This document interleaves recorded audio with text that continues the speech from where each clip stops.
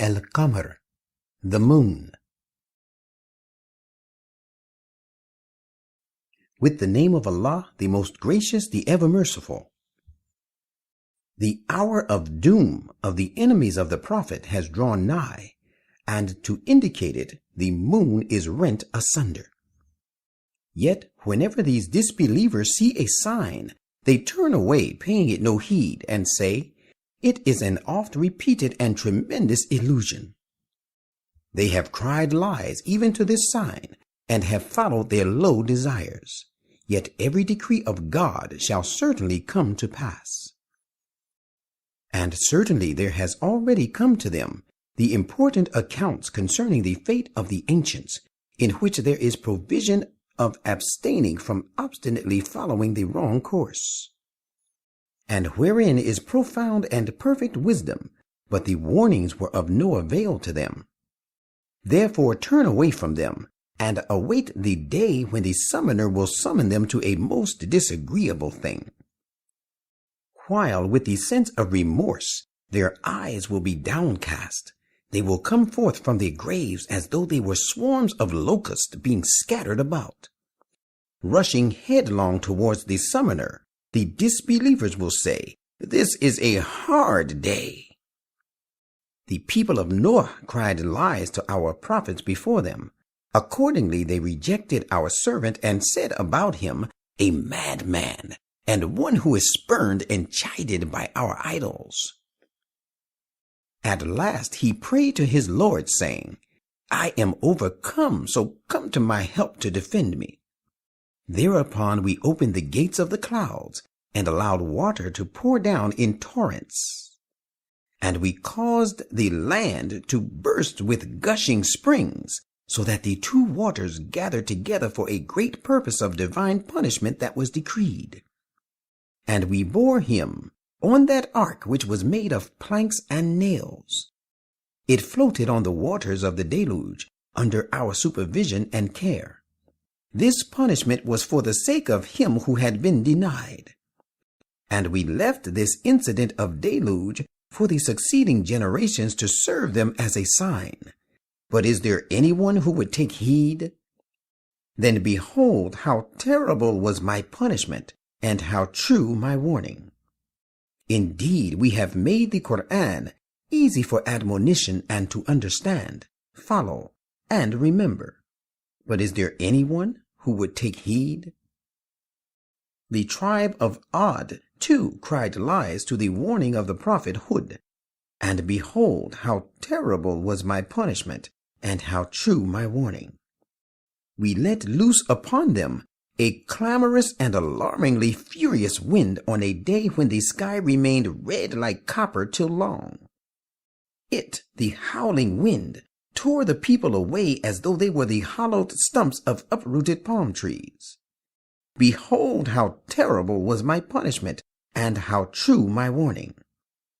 And we have indeed made the Quran easy for admonition, and to understand, follow, and remember.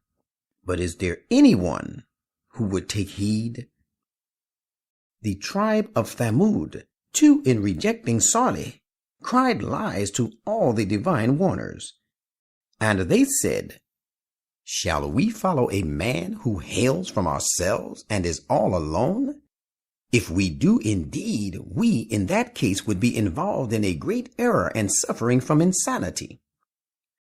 Is it that from amongst all of us, the reminder has been revealed to him alone?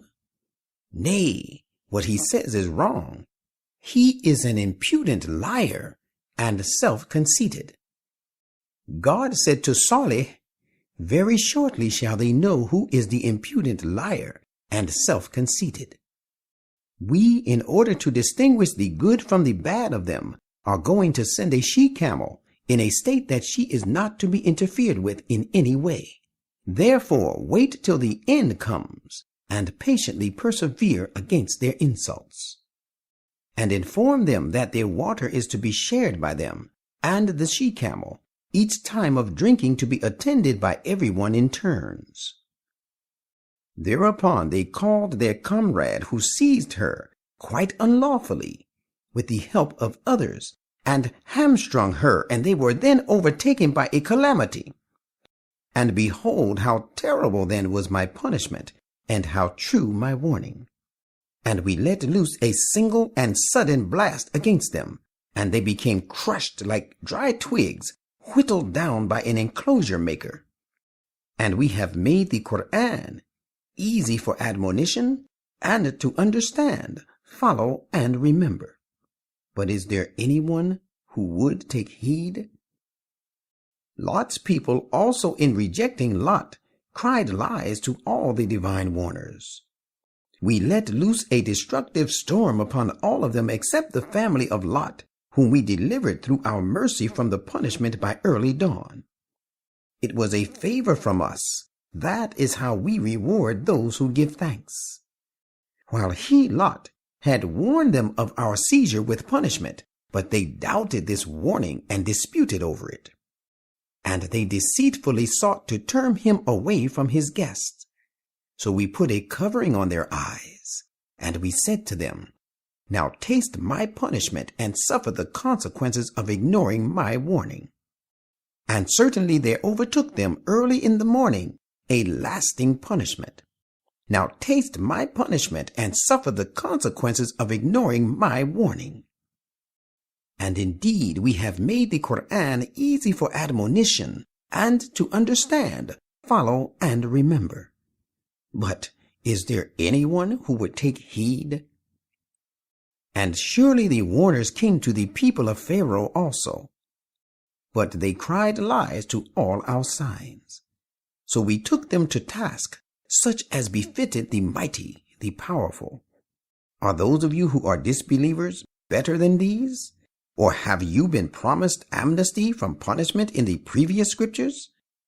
Or do Meccan disbelievers say, "We are a united force, capable of defending one another against any calamity"?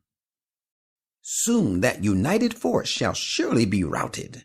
They will turn their backs and flee before the Muslims. The promised hour of their complete discomfiture is their appointed time. The fact is that the hour will be grievously calamitous and most bitter.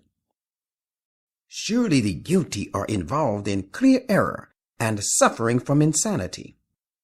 On that day they shall be dragged on their faces into the fire of the battle. It will be said to them, "Suffer the smite of fire." Verily, all things have we created in correct proportion and measure. Our command is at once carried out by only one word as quickly as the twinkling of an eye. We have surely destroyed gangs of people like you, O disbelievers, before. But is there anyone who would take heed? Everything they did is recorded in scrolls of deeds, and everything, small and big, has been noted down. That is why those who became secure against evil and were dutiful to God shall be amidst gardens and bounties, occupying positions of honor and excellence with the omnipotent sovereign.